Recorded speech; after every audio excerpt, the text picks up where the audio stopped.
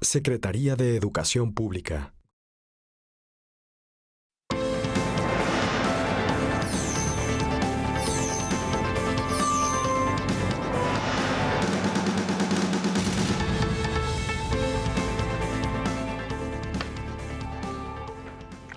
¿Qué tal? ¿Cómo le va? ¿Cómo le va? Qué bueno que está con nosotros. Buenas noches, gracias que nos acompaña en una emisión más de Mesa Cuadrada. Me da mucho gusto saludarles, soy Enrique Lascano y les saludo como siempre en nombre de todos mis compañeros de este equipo de trabajo. Vero, ¿cómo estás? Muy bien, Pepe Ureña. Buenas noches. ¿Cómo estás? Señor embajador Álvarez Fuentes, ¿cómo estás? Muy bien, muy buenas noches a todos. Gracias por acompañarnos. México tiene o ha tenido esta virtud, digamos, en lo económico, comercial, de ir buscando diversificar sus posibilidades comerciales y de otro tipo, ¿no? Digamos, culturales, educativas, de muchos órdenes, ¿no?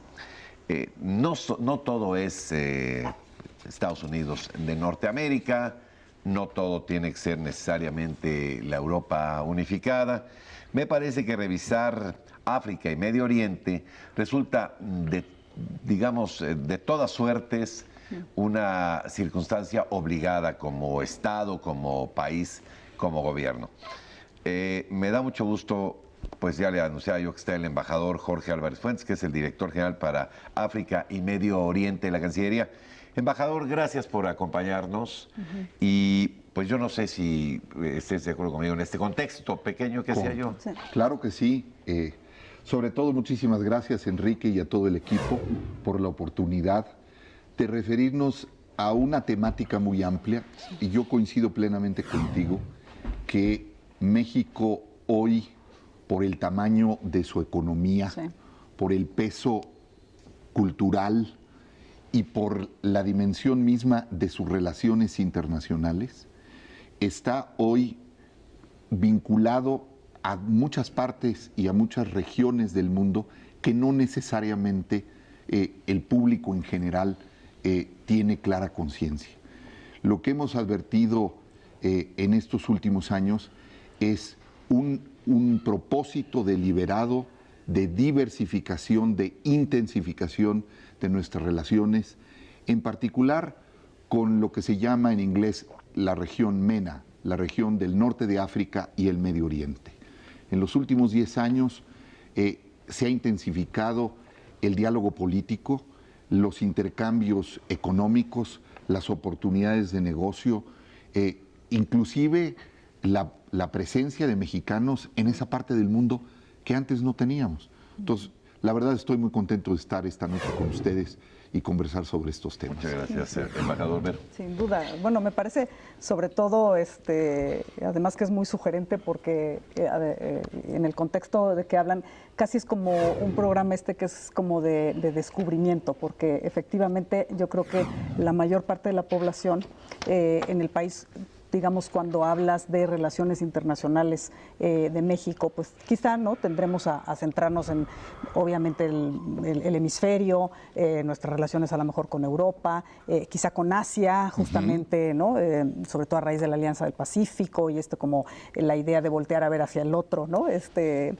Océano. Y esta parte que, como bien decía Enrique, nos queda del otro lado del mundo y que, sin embargo, de alguna manera sí estamos interconectados y, como bien decías, Jorge, ha habido un esfuerzo deliberado por acercarnos y sobre todo se me ocurre porque hay una intensidad también de riqueza cultural del otro lado, a la cual en muchas formas nos asemejamos. Entonces, quizá pueda ser un vínculo, digo, empezando por ahí, y ahora nos dices justamente el estado de las relaciones comerciales de las que tú ya hablabas, pero entonces, ¿cuánto pesa esa región en México? ¿Cuánto pesa México en la región MENA, justamente de Middle East, ¿no? Y North Africa, de Medio Oriente y África del Norte?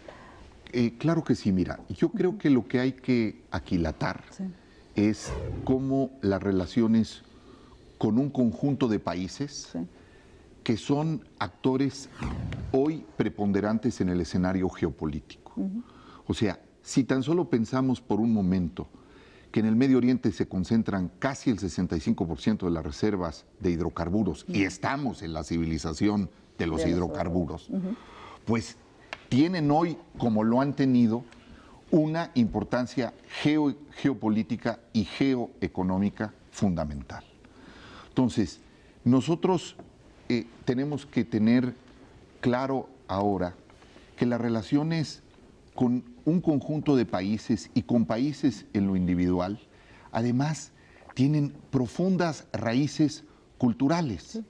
O sea, nosotros tenemos una raíz árabe, sí, y es una raíz árabe que a veces nos cuesta trabajo identificar porque no la asumimos como una identidad árabe. La tenemos en la lengua. ¿Sí? En el español hay más de 10,000 palabras y vocablos que vienen del árabe. 8 siglos allá, ¿no? Claro, sí, y tenemos una herencia que llegó a través de Al-Andalus. Y entonces cuando hablamos de los patios mexicanos, sí, pues resulta que esos patios son patios mozárabes, sí, traducidos. Y al mismo tiempo hay que darnos cuenta que hoy nuestros vínculos están marcados también por la realidad de una globalización que hoy nos vincula. ¿Cuál es el peso de México hoy, por ejemplo, en los Emiratos? Pues la realidad de que haya más de 300 o 350 pilotos que hoy son pilotos y primeros oficiales y que participan ¿de qué? Participan de la aviación y de las empresas de aviación que hoy tienen un importantísimo despliegue en esa parte del mundo, en los Emiratos, en Qatar. Sí, y al mismo tiempo tenemos relaciones históricas. Las relaciones con el Líbano, por ejemplo, son relaciones muy, muy importantes. ¿Por qué? Porque a finales del siglo XIX comenzó la emigración de sirio-libaneses. Sí, sí. Y hoy la comunidad de mexicanos de origen libanés es muy importante. Y que ha sido, en realidad, estas migraciones muy, muy positivas. Para mí, ya decía el presidente López Mateos, ¿no? Que no tenga un amigo libanés, sí, que lo busque, ¿no? Claro. Decía, bueno, y hoy todos tenemos un amigo libanés, sí, porque se han integrado de una manera extraordinaria y su contribución al país es fundamental. Sí, sin duda, indiscutible. Si hay algún país que ha tenido este fenómeno de migración de esta zona del mundo, ha sido sin duda Francia. Y tenemos ahí junto al SENA al doctor Javier Oliva. Javier, ¿cómo estás? ¿Qué tal, Enrique, Verónica, Jorge? Y me da mucho gusto tener a un embajador de lujo ahí en nuestra mesa, como es Jorge Álvarez Fuentes. Bienvenido a Mesa Cuadrada, Jorge. Bueno, sí, desde luego uno de los aspectos fundamentales, como ya se apuntaba en el primer segmento, pues tiene que ver precisamente con los flujos migratorios. Y en el caso particular de nuestro país, que es y ha sido un ejemplo de integración, para no hablar, por ejemplo, de la migración de la África subsahariana, en donde hay una muy importante presencia en estados de la República como Veracruz, Guerrero, por mencionar algunos, y que desde luego en este contexto de intenso intercambio, no solamente económico, porque a veces, a mí me parece, yo asumiré una postura un tanto crítica, a mí me parece que no hay que confundir la promoción de negocios con la diplomacia o con la política exterior, y me parece que en ese sentido México siempre ha aportado bastante, por cierto, como un ejemplo de diversificación, de integración cultural y de política exterior. Y creo que en ese sentido, uno de los aspectos que más se estudian, por ejemplo, aquí en Francia y también en el Reino Unido y por supuesto en España y otras naciones de la Unión Europea, son precisamente las políticas de integración, porque justamente en la manera en que llega de fuera sin ningún referente, a veces sin ningún familiar y sin ningún asidero, pues lo tiene que construir a partir justamente de estas relaciones de solidaridad. Entonces, sí, México me parece que sigue teniendo este papel como referente a nivel mundial. Y en esa perspectiva, en esta coyuntura, sobre todo en una dinámica tan compleja como la que se ha iniciado con el gobierno del nuevo presidente en los Estados Unidos, pues es lógico que nosotros no solamente sigamos siendo un ejemplo, sino incluso, no sé, me gustaría saber la opinión del embajador Jorge Álvarez, en el sentido, si México debiera seguir incrementando cuando digo protagonismo, lo digo en un sentido constructivo, en un sentido ético, una construcción moral, digámoslo así, como como referente de tolerancia y de integración. Entonces, creo que allí tenemos problemas muy importantes en esa parte del mundo, en Siria, Libia, Afganistán, Pakistán, etcétera.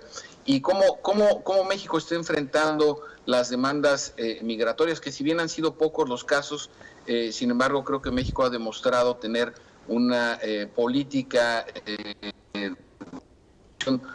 más abierta, incluso yo diría en el contexto no solo del continente obviamente, sino por supuesto en el contexto latinoamericano, Jorge. Claro que sí, coincido plenamente contigo, Javier, que México, como un país que ha asumido su responsabilidad como un actor global, es un país que ha trazado históricamente puentes y que en este momento tiene que intensificar sus esfuerzos en la construcción de esos puentes de diálogo, de entendimiento, sobre todo en un escenario internacional que tiene un grado de incertidumbre como en el que no habíamos visto en muchísimo tiempo. Sí.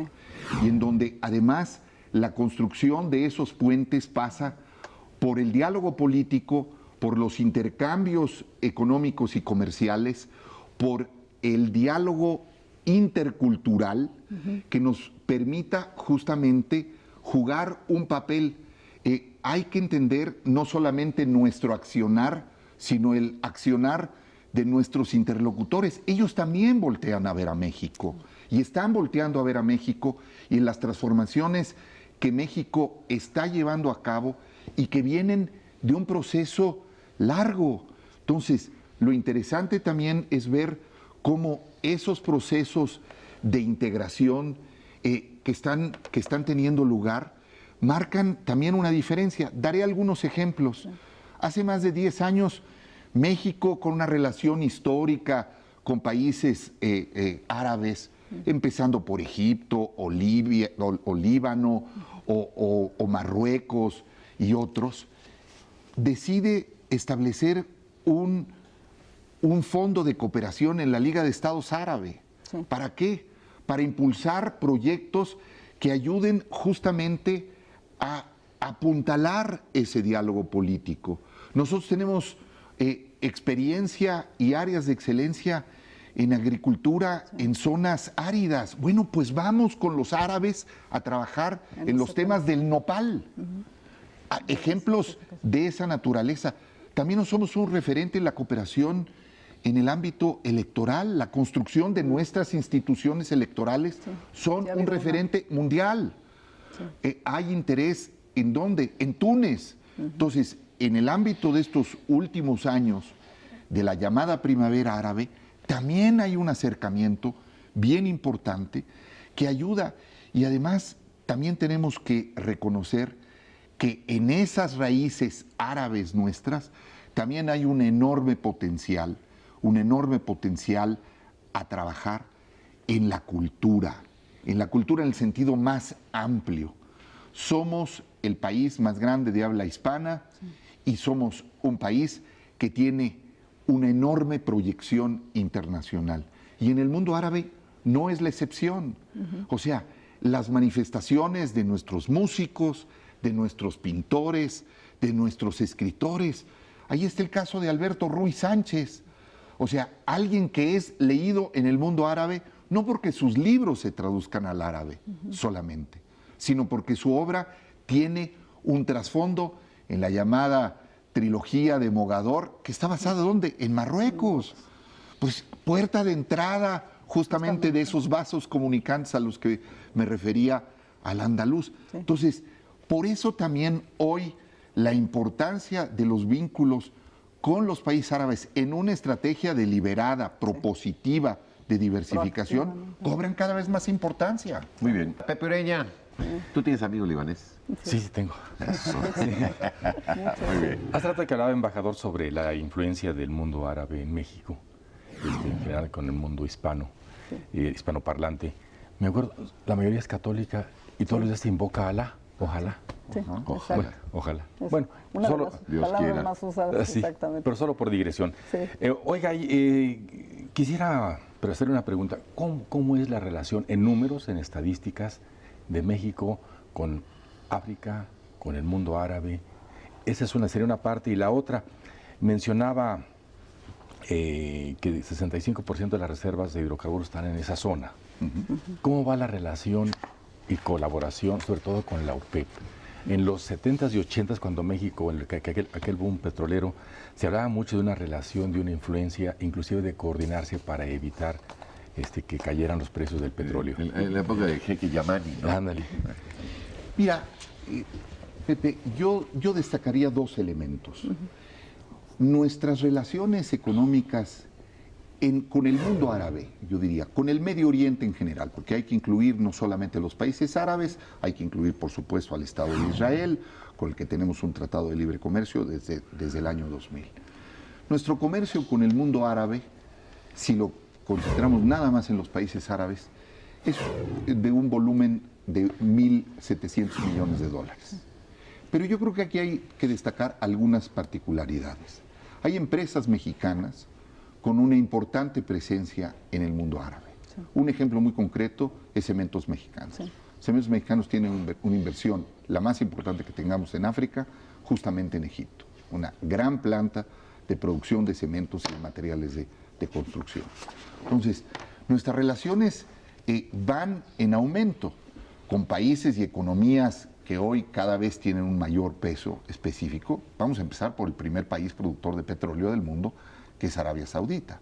Entonces, nuestros intercambios hoy van en pleno crecimiento porque empresas mexicanas hace ya varios años empezaron a acercarse, no a incursionar, a posicionarse en esos mercados. Entonces, Tenaris Tamsa y otras empresas han llegado hoy a tener una importante participación. Cuando el señor presidente hizo una visita el año pasado, una visita histórica al Golfo, se pudieron no solamente firmar acuerdos, los acuerdos son el marco que ayuda a fomentar las relaciones, claro. Pero no es un fin en sí mismo, es un instrumento, un medio, pues eso ha ido en aumento. Entonces hoy, en términos generales, con la mayor parte de los países, el balance comercial es favorable a México. Nosotros les vendemos más lo que ellos nos venden. Hoy, por ejemplo, hay una plataforma muy importante de agroexportaciones mexicanas, en particular a 4 países de la península arábiga. O sea, son países que son importadores netos de alimentos. Entonces, México ha podido desarrollar ahora. Tenemos todavía un reto, que es el reto de llegar, en algunos casos, con productos halal, ¿no? Con productos que sigan la práctica y los usos y costumbres del mercado musulmán. Sí. Digo, para que nuestras exportaciones de carne, de pollo y de otros. Ahora, la relación en el ámbito petrolero. Es importante registrar que en los últimos años, y en particular en estos últimos meses, México ha tenido un intenso diálogo y intercambio con los países miembros de la Organización de Países Productores de Petróleo, y México también sigue con mucha atención la formación, la creación de una organización de países exportadores de gas. Hay que subrayar que el gas está cobrando cada vez más importancia en la cadena energética mundial. Entonces, estos últimos acuerdos de noviembre del año pasado a la fecha han incluido la participación de México con los miembros del cartel, entre otros, para acordar, como lo han determinado los miembros de la organización, una reducción en la producción para tratar justamente de mantener precios del barril de petróleo mucho más estables y que ayuden en el mercado global a un escenario mucho más estable. Ahí es muy importante. Y doy algunos ejemplos. Hay experiencia de funcionarios mexicanos que conocen, que tienen una interrelación permanente, constante, con los tomadores de decisiones. Esa es la realidad del mundo de hoy. O sea, México hoy dialoga con los directores, los CEOs de las empresas estatales de petróleo, con Saudi Aramco y con las principales empresas del mundo árabe, porque somos un país que tiene un peso específico y nosotros somos en ese sentido un referente importante también para ellos. Eso ha ido cambiando y yo creo que eso es importante que el público entienda que el mundo árabe y aún el mundo africano no nos es ajeno. Y hago una nota a pie de página. También es muy importante lo que tú señalabas de nuestras raíces africanas. Tan solo daré un ejemplo. En 2015, por primera vez en el censo, se registra para que la población en el censo registre o no si se considera tener ascendiente africano. Y los resultados son de verdad interesantes. 1.6 millones de mexicanos dijeron en el censo de 2015 considerarse afrodescendientes. Sí, claro, hay un concepto dicho, por supuesto, porque sin el menor sentido peyorativo, porque así se le conoce, de la negritud en las costas de Guerrero y Oaxaca, de manera aparte muy clara y muy orgullosa. Sí, claro, y esa condición de los afromexicanos, que además ahora sabemos que no solo están en la Costa Chica, que no son solamente los mexicanos que tienen un ascendiente africano y que están en Coahuinicuilapa y en otras de las pequeñas poblaciones de la Costa Chica. Hay en Oaxaca, en Veracruz, inclusive en algunas poblaciones y comunidades en el norte. Y eso es importante. Importante destacar que esa es también un componente de nuestra relación. Como hoy también tenemos que ver los efectos de la migración internacional.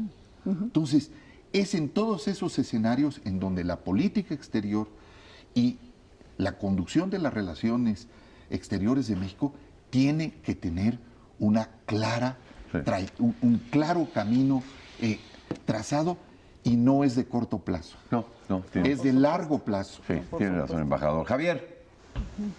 Bueno, es inevitable tocar el tema, Jorge Álvarez, pues el tema de la seguridad internacional, sobre todo con los problemas importantes que hay de desestabilización desde hace ya varios lustros en algunos de esos países, algunos en franco proceso.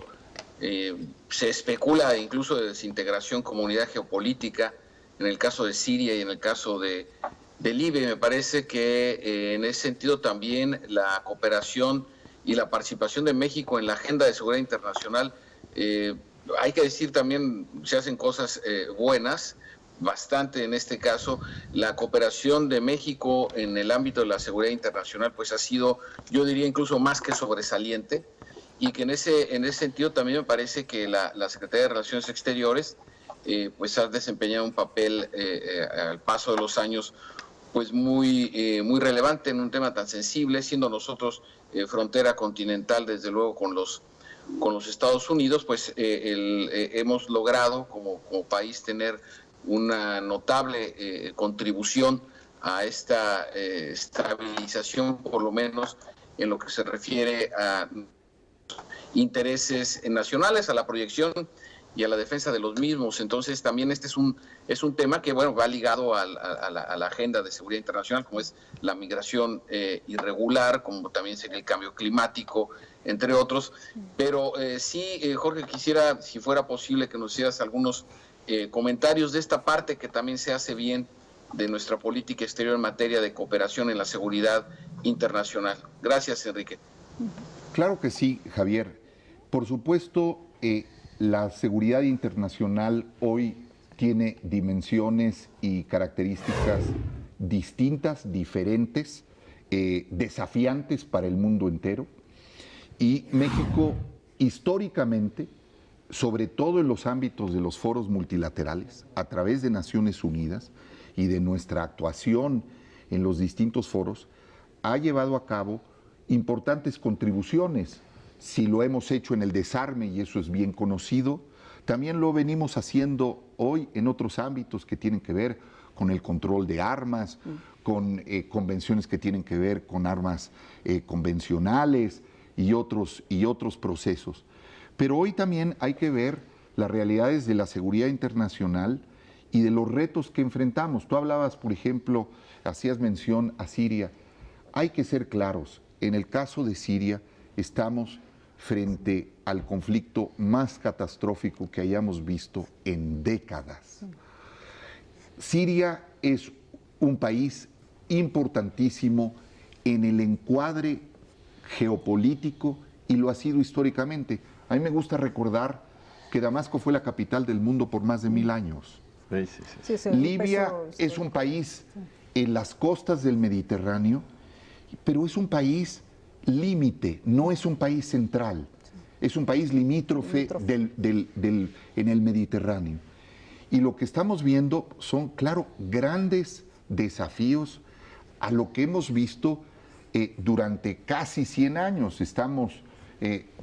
Acabamos de celebrar, o por lo menos de conmemorar, los 100 años del acuerdo Sykes-Picot, que fue el acuerdo internacional pues que prácticamente determinó entre las potencias coloniales qué era lo que iba a ser Siria, qué era lo que iba a ser la República Libanesa, lo que terminó por ser Irak, donde estaba Palestina, en fin. Entonces, hoy en la agenda de cooperación internacional, México tiene una voz importante, respetada y respetable en esos foros, porque nosotros estamos, con base en nuestros principios de política exterior, comprometidos con las soluciones pacíficas, con las posibilidades de la construcción de un mundo que favorezca también la agenda del desarrollo.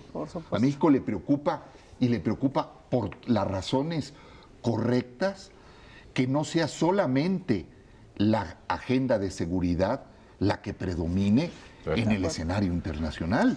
Digo, el señor presidente ha hecho ha tomado importantes decisiones, entre otras, para la instrumentación y la incorporación en nuestro quehacer de política pública en general, los componentes de la Agenda 2030. Sí, claro. Y la sustentabilidad. Se hablaba aquí del cambio climático.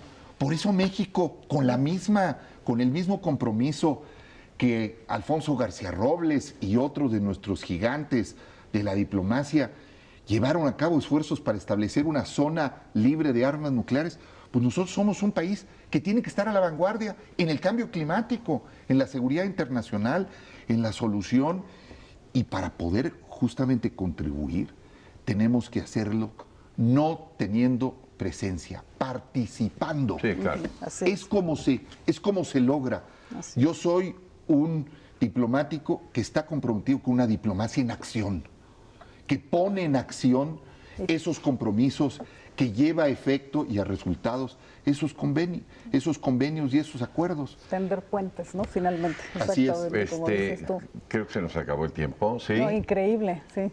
Increíble lo rápido. Se nos fue muy rápido el tiempo, pero Hemos así sucede disfrutado, con sí, las pláticas sí, y con las así es, conversaciones así es. interesantes. Así es, sí. Embajador, un privilegio que hayas venido a platicar con nosotros y nos hayas ayudado a entender A descubrir. la importancia de que México participe de manera activa, no solamente pues, en el ámbito de observador, interesado que podía ser, ¿no? Claro. De esta parte del mundo, sino que me parece que hoy la política exterior entiende muy bien que no solamente, como tú dices, hay que observar, sino hay que participar. Actuar. Así es que un privilegio, embajador, que has venido a platicar con Muchísimas gracias por la invitación. Celebro tener la oportunidad de participar en esta mesa cuadrada, interaccionar con ustedes, dirigirme a su audiencia y sembrar también un interés sobre estos temas, sobre estas regiones del mundo. Hoy hay muchos jóvenes mexicanos que están aprendiendo árabe, hay muchos profesionales que hoy trabajan en empresas, en Egipto, en muchos países de esa parte del mundo. Tenemos que hacer un esfuerzo prolongado de largo aliento para que esas relaciones, es bien importante, esté en el interés de México vincularnos y formar parte de los escenarios y de las tomas de decisiones en los escenarios mundiales y en esas regiones y con esos países en las que quizás durante algún tiempo mantuvimos una distancia que hoy es impensable. Pepe Ureña, gracias. Buenas noches. Verónica, gracias. Gracias, Javier. Gracias. Gracias, gracias. Gracias a todos. Hasta París. Hasta la próxima, soy Enrique Lascano. Gracias.